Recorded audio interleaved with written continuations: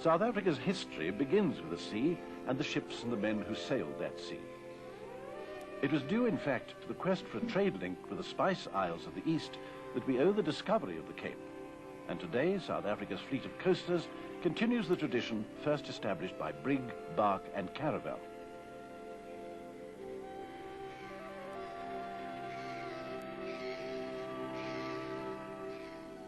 For those early mariners, the Cape Passage was seldom an easy one. This was not idly called the Cape of Storms. All who sailed the southern seas kept a weather eye open for the great winds that thunder out of the southeast.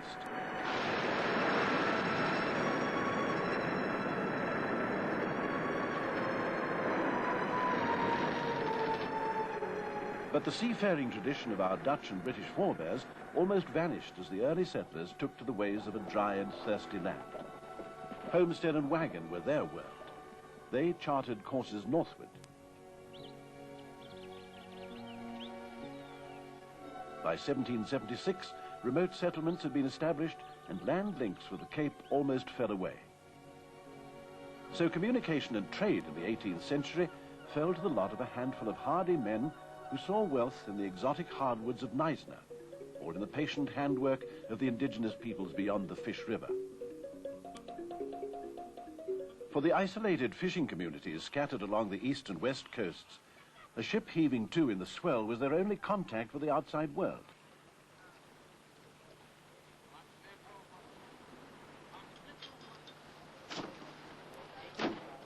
In the years since, due to that same isolation, neither the character of the whitewashed villages nor the people that inhabit them have changed very much.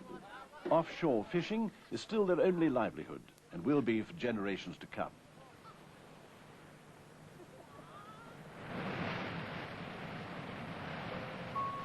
Bounteous the sea may have been, seldom was it kind.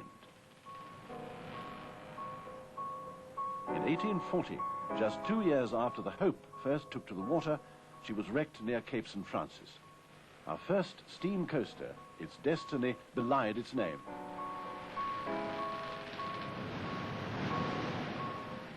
The charts of our coastal sea lanes tell the story. It's an inhospitable seaboard with few havens from the storm, and its cliffs and shoals are too often visited by fog and gale. Even Table Bay was not in those days safe from the blast. And it was there in the shadow of the mountain, on the night of the 17th of May, 1865, that disaster struck. Neither anchors nor the frantic efforts of her crew could save the Athens. She was one of the first to go. A report in the Commercial Advertiser read, "It is with sad heart that we describe the tragic catastrophe of yesterday, while the dead bodies of those we reckoned among our fastest friends are still drifting among the tangled seaweed or tossed in cruel sport by the crawling foam."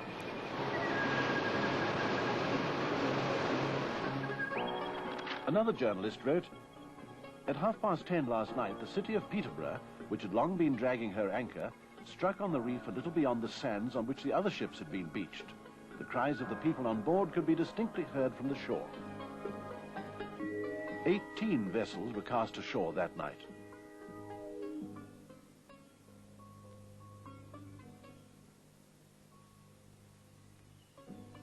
But what of early East Indiamen, the Portuguese, Dutch and English that foundered on the shores of the unexplored subcontinent?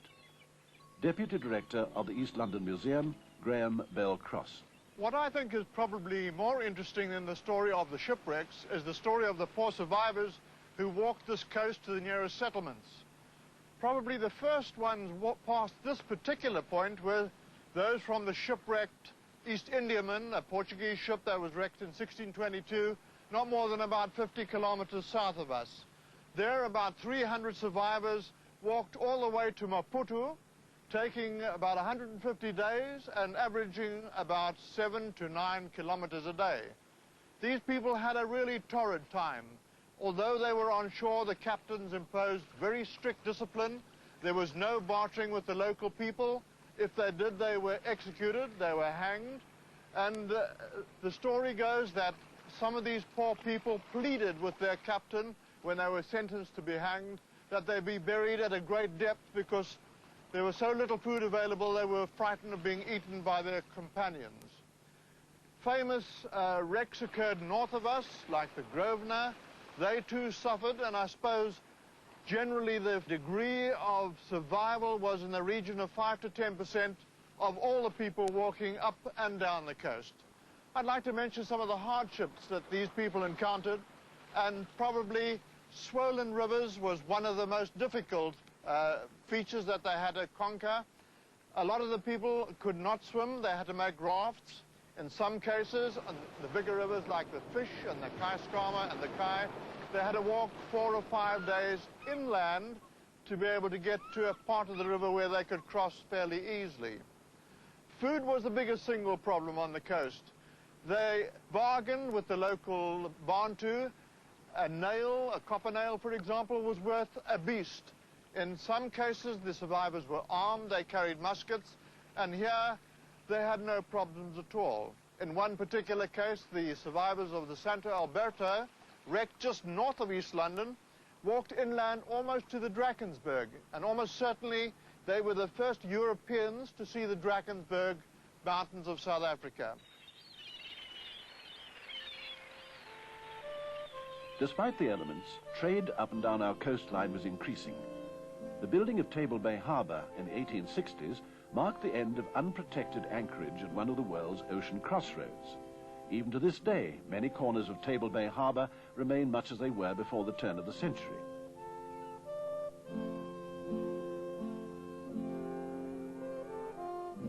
The old signal station still stands at what was once the very entrance to the docks, where tiny Victorian coasters with their cargoes of buffalo hide, wagons and ivory berthed in a basin that is now only a shelter for trawlers and other small craft.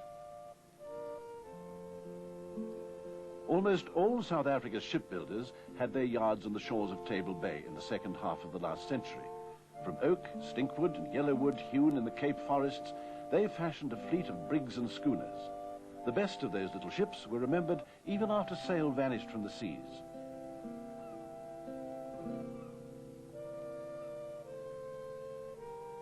But inevitably, it was coal that fired the growing coastal trade.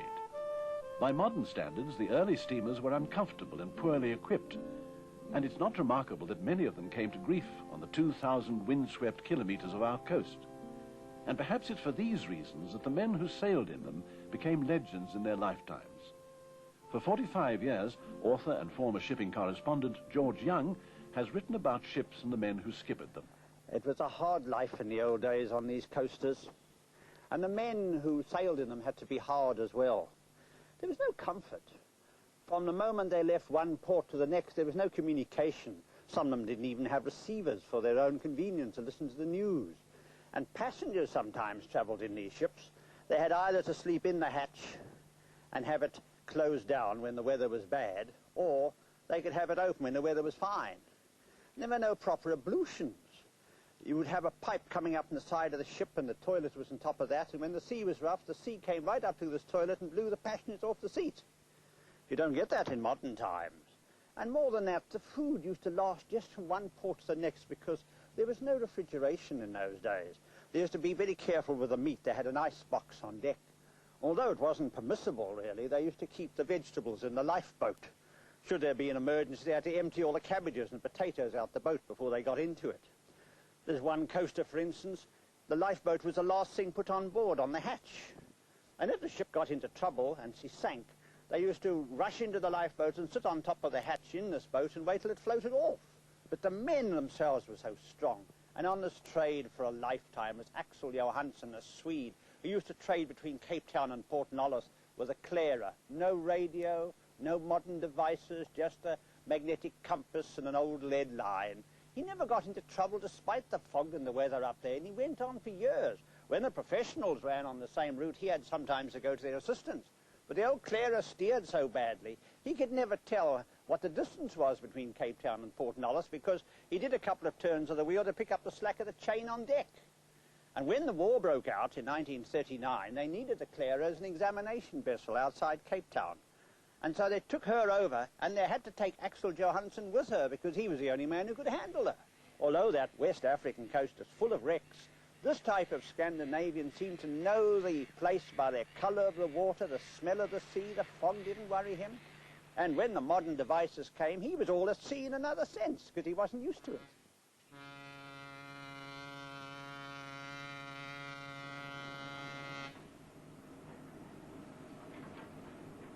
Since tugs were introduced to our waters, their masters and the pilots they worked with have played a prominent role in ensuring safe passage to ships plying the coastal routes. Many of the older steam-powered vessels became famous for their salvage operations, both during the two world wars and in peacetime. But new technology and advances in marine propulsion have all but put an end to steam. Like sail, will it also disappear into retirement on our coastal waters? After 40 years of service, 3,000 horsepower lies silent. The Watermare was once one of the most powerful tugs in the world.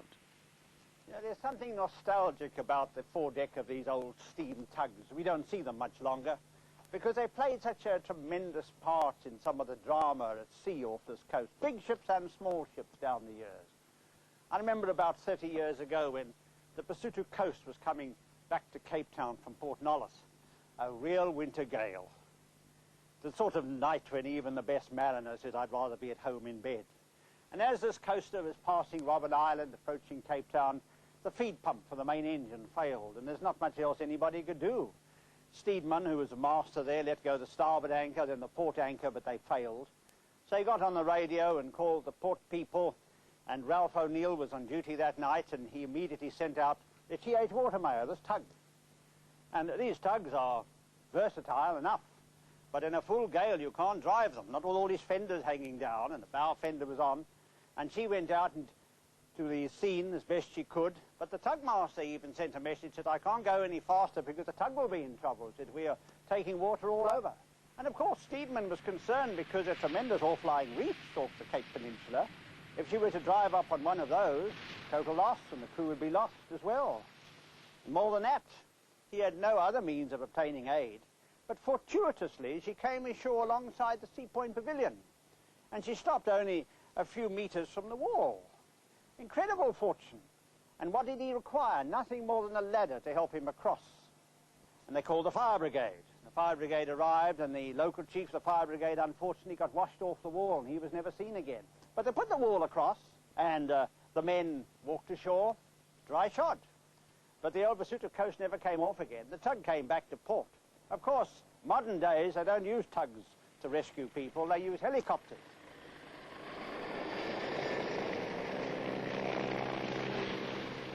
Choppers have already snatched hundreds from possible death. But there's perhaps no worse tragedy than death by drowning while rescuers stand helpless on the shore. The naval helicopters today make that a more remote possibility than it was in former years. The crew of the coaster Nolloth, wrecked at Olifantsbos in 1965, owe their lives to a successful airborne rescue. The sea remains the same, but there's a world of difference in the design of the coastal vessels that ply these waters today.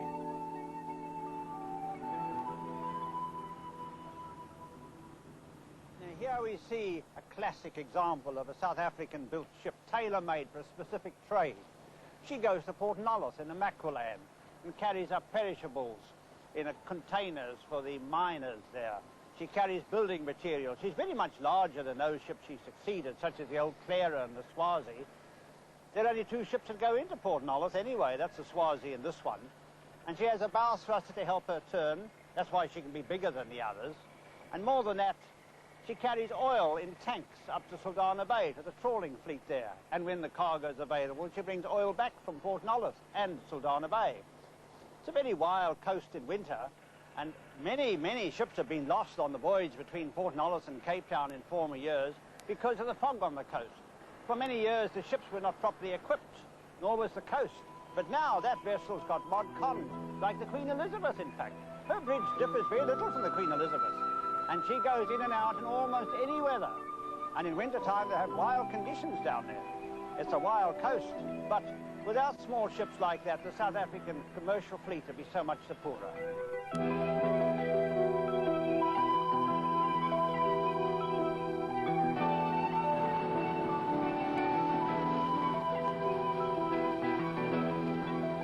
The Benguela current that adds a knot or two to the speed of northbound vessels is cold and rich in plankton. That rich soup of nutrients feeds the fish that feed an industry. But the day of the port-bound fishing trawler is passing. The future belongs to the factory ship. At sea for months on end, it ranges the Atlantic coastline, tracking down and then reaping its harvest. It's as self-sufficient as any commercial ship can be. A modern factory ship is fully equipped to net, to process, to pack, and to freeze its catch.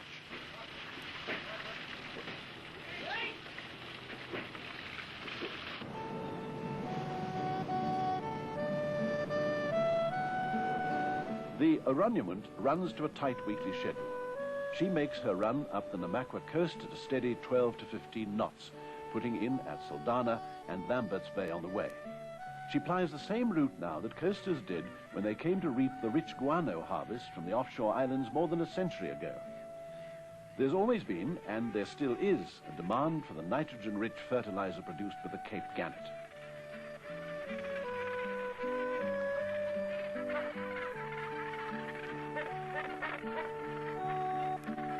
Past the Gannet Island and into the lobster port of Lambert's Bay, where the Aranyamunt puts in only once or perhaps twice a month.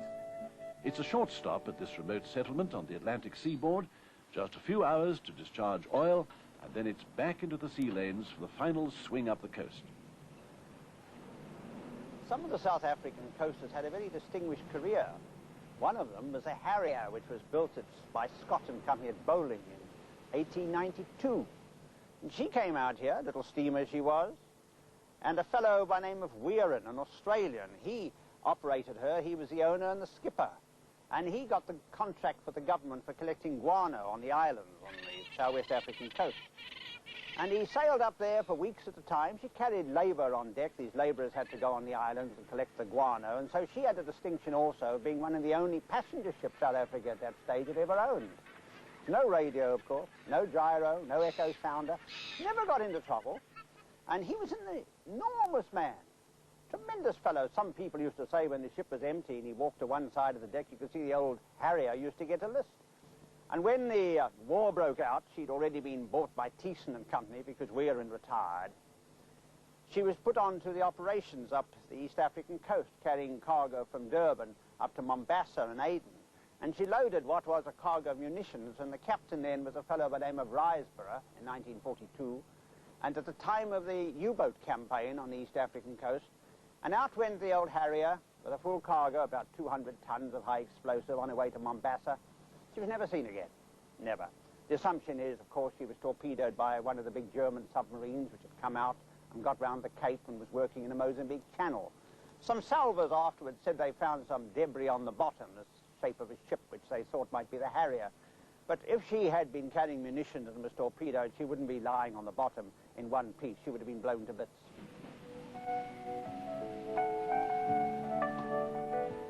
Last leg of the Aranyamunt's 296 sea-mile voyage to Port Nolloth, the most northerly port on the Namaqualand coast. Master of the Aranyamunt, Captain Ziggy Muldahl. My first visit to Port Nolloth was in 1962 as second mate on the Mashona coast. In those days, we had 4 vessels on the run: the Mashona, the Xhosa, the Zulu, and a Dutch coaster, the Reality, all much smaller than the Aranyamunt and Swazi of today. I was away from this coast for quite a few years and returned in 1976. And after a year as chief officer, took over command of the Swazi and the Aranyamunt on relieving basis. The Swazi has just completed 1,500 voyages, making her the vessel in the company that has achieved the most voyages. In 1972, the Swazi ran aground in thick fog, trying to negotiate the channel, and was taken off with great difficulty and just about completely rebuilt underneath. Port Nolloth is a totally unprotected harbour, being open to the sea except for a reef to the seaward. And the vessels tie up there using offshore chains to hold them off the jetty in the heavy swell.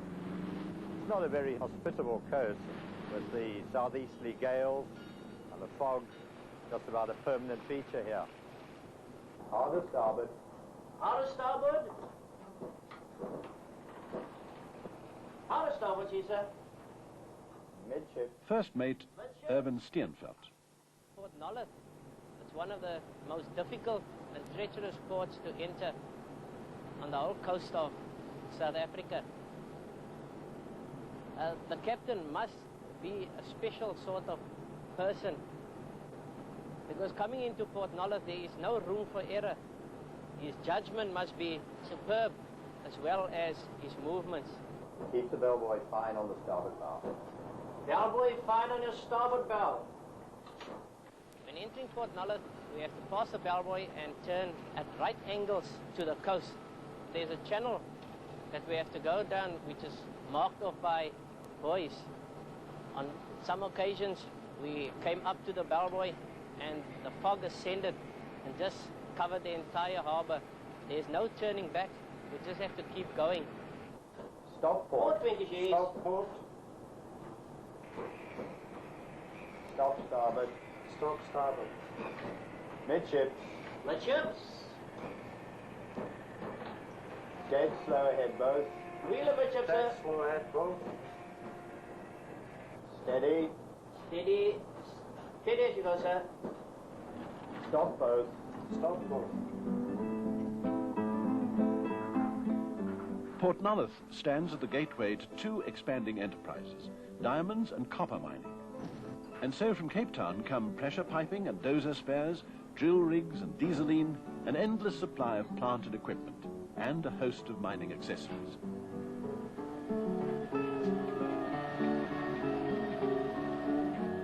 To get at the copper mines beyond the mountains, a narrow gauge railway was laid across the dunes over a century ago.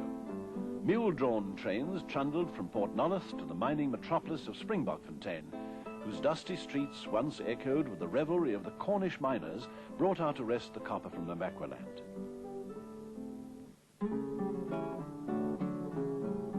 Later, not many meters beneath the daisies, a richer prize still was discovered, the diamonds of the Namakwa coast. At first they used to shovel and sieve. Today, a giant industry employs fleets of dozers up and down the coast to recover diamonds from the marine terraces beneath the dunes.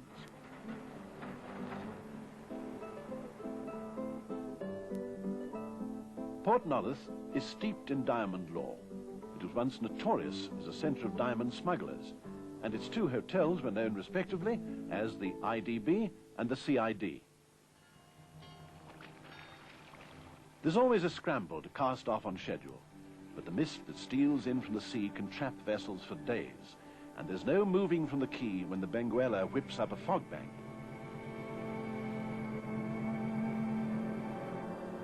With empty holds and hull under ballast, the Arrangement turns her bows for home. Steer 246. 246, sir. 246 here, sir. Thank you. Full ahead both. Full ahead both. Not all the romance is gone. The Arrangement sails in the eddy of an old tradition, and the sight that greets her at the end of her voyage marked the end, too, of many a long and creaking passage centuries ago.